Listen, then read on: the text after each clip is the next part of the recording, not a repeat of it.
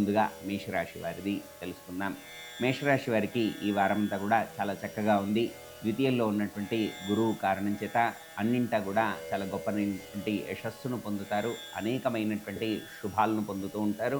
ముఖ్యంగా ద్వాదశంలో ఉన్నటువంటి రాహువు చేత, అదేవిధంగా రాహుకేతువుల యొక్క ఇబ్బందుల్ని ఎదుర్కొంటూ ఉంటారు గనక, రాహుకేతువుల గురించి సంబంధించినటువంటి పరిహారాలను చేసుకోండి. అది తప్ప మిగిలినంతా గూడా చాలా చక్కగా కనబడుతుంది. అనేకమైనటువంటి విజయాలను, గొప్పనైనటువంటి యశస్సును పొందుతారు.